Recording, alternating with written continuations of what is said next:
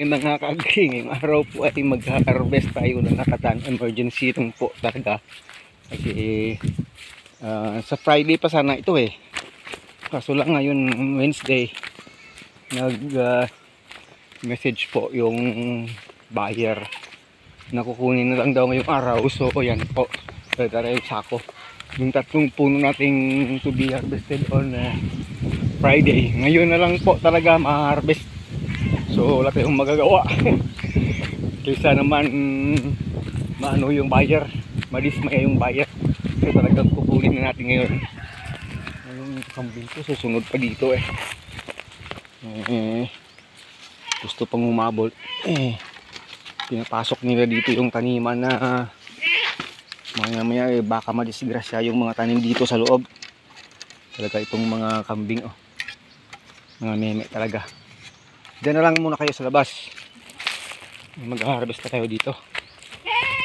Ipapakita lang natin sa inyo yung ating harvestin. Hindi na tayo magdala ng tripod.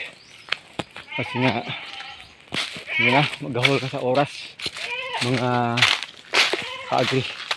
Dito yung banda sa dulo, yung ating harvestin. Pakita lang natin sa inyo. Sandali. So, dito yan. 3 puno yung harvestin natin. Pag mamaya pagputol hindi na natin yan mag-video. Videoin na natin mamaya pag nadihan na. Ito po, ito kinuha na natin ng plastic yan. At yung dalawa pa po ay nandito. Feeling ko nga parang alanganin pa. Sana mga 1 week pa mas maganda eh. Pero pwede na po talaga ma-harvest. Pwede na po talaga siya ma-harvest. Ito po siya. Ito po siya. At ito po mga kaagri. Kasi nga ayun eh, yung hinahabol natin yung bibili yung tawag yung ating market. So yun, sabi ko nga sa inyo, pag dito sa amin wala po talaga problema market sa lakatan. Hindi pa nga magulang ng tama eh. Pag meron ka kukunin na lang talaga sige po. Cut na lang natin muna yung video. Dugtungan na lang natin mamaya pag nadihan na ito at isasako na lang natin. Kasi hindi naman masyadong marami. Hindi natin nadala yung crates. Sabi ko, dadaling ko na lang yung crates na dito. Para sa ano pa yun sa Friday pa ngayon, Miyerkules pa lang. So wala tayong magagawa. Isako na lang talaga muna ito, mga kaagri. Sige po. So ito na po yung ating 3 buwig mga kaagri. 3 buwig lang. Pero palagay ko mga 2.5 lang. Mayroon na itong may bigay sa akin 2,500. 3 buwig lang. Kung abutin po ito ng mga let's say po mga 45 kilos up to 47. Ganyan lang po para sa mabigat po yan. Kung umabot lang 50 kilos yan, nako mga 3,000. Pero kulang-kulang. Sabi ko kahit mag 2.5 lang. Hindi talaga magkalayo. 2.5 mayroon na itong makukuha dito. So ubusin ko na lang sa kadidihan diyan. At nang dala ko na pauwi ito mga kaagri. So yun po, galing na dito sa ating unang area. Ito na yung second nating pag-harvest. Yung unang harvest natin, nag-iisang puno lang talaga yon. 910 po yon. Ito naman, 3 puno. Kahit tag 800 lang, 2.4. Kung sumobra 2.5. So sabi ko mga 2.5. Mayroon na itong may pambili na tayo isang sakong bigas. Ito po. Magandang bigas na yun, 2.5. Naku, isang sako. Matagal-tagal na rin maubos yun. Bago maka-harvest baka sabi ko mga 2 weeks from now ulit ma-harvest na naman yung susunod mga kaagri. So yun po, dugtungan na lang natin mamaya ito. Ating video magtapos na maubos natin madihan dyan at saka mapatawag doon, mapaano muna yung kanyang mga katas, mabawas-bawasan ng kunti yung katas bago mailagay sa sako at nang makauwi na rin muna ako yung umaga. Sige po. So yan na lahat mga kaagri, na dihan na natin lahat. So yung gagawin natin ay hayaan na natin lang muna yan kahit mga 15 to 30 minutes na makapagpabawas yan ng mga katas-katas dyan para medyo okay. Para pag maya lagay natin sa sako, hindi na masyadong malakas yung pagpalabas ng kanyang mga katas kasi manchapo rin yan eh. So yun po, habang libot tayo ng konti dito para makita natin yung pwedeng magiging next nating harvestin. Palagay ko dito ito siguro magiging next itong ma-harvest natin, mga ka-agri. Actually sabay kami ngayong araw ni Ma'am Cheryl. Ako na rin nag-harvest sa kanya doon sa kabila. To pwede na ito siguro after 2 weeks pa to. After 2 weeks pa yata yung sunod natin. Tagal-tagal pa. So okay lang yan. Kaya at least ngayon sunod-sunod lang lumalabas yung mga puso. Dapat yung malaki yan oh. Malaki po itong puso niya. Tingnan natin. After 2 weeks harvest na naman. Hindi pa naman siguro mauubos yung bigas.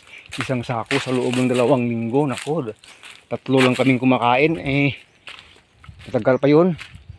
Nakapag-ipon-ipon pa ng konti hanggang sa mabayaran natin yung mga utang natin. Pag nagka-dire-diretso na yung ating harvesting.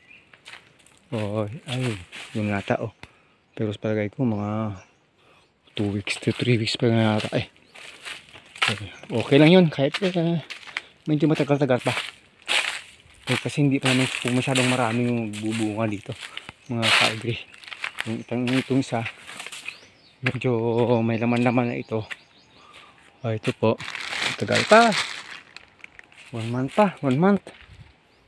Hindi natin kinuha yung dalawa Doon naman sa taas siguro pwede na rin sumunod yon.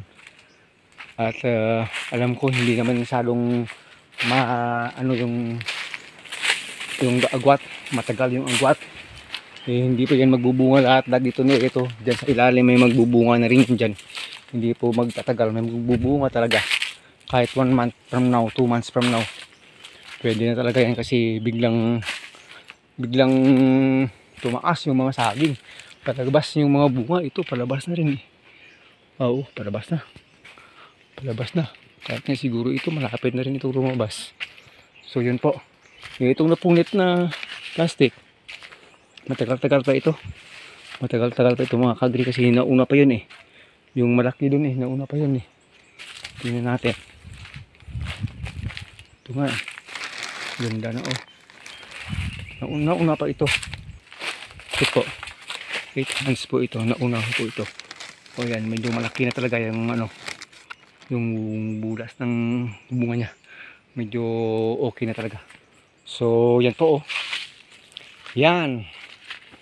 Maya konti isasako na natin nang may deliver kagad yung mga oras na ito para makabalik pa agad kasi yung tinitingnan ko rin yung mga clouds baka bumagsak yan mamaya. Nako, magka problema pa ako sa motor. Hindi ko na dala pa uwi ng tawag ng padahan-dahan, kundi talagang direct ng sigara na sa ito po yung aking Kirawang area. Kaya sabi ko nga ito hindi ito magtatagal kahit ganito pa lang naku 1 month per no pwede siyang magbunga sa sobrang laki ng puno at bigla ang pagtangkad niya early itong magbubunga talaga, mga ka-agri. So yun po, masaya lang tayo. Second harvest na natin.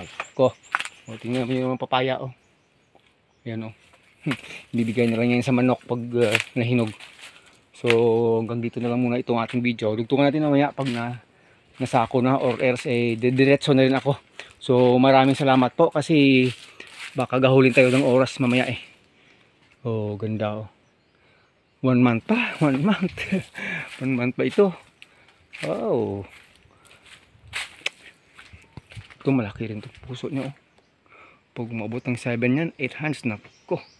Talagang kaya po dito ito pag na maximize nito yung tamang gulang niya ng ganon po, ito palagay ko sobra 1,000 to. Abutin to ng mga 18 kilos pag talagang tama sa gulang to. Dahil sobrang laki po yan. 8 hands rin po yan, hahaba. So yun. Sana nga sige po, hanggang na lang dito na lang muna po. Isasako ko na at saka magdi-deliver as long as mayroon pa tayong enough time kasi parating na kasi yung ng mga clouds, mahirap na. abutan tayo ng malakas na ulan dito. Pero tingnan nyo naman po, parang padami na yung may mga plastic. Naka-plastic na. Padami na. So, pag dito marami ng ganyan, nako, parang ayaw mo talagang umalis dito mga kagri. So, maraming salamat. Hanggang dito na lang muna po. Narating na sa market. Ito na diretso na yung farm to market talaga ngayong araw mga ka-farm.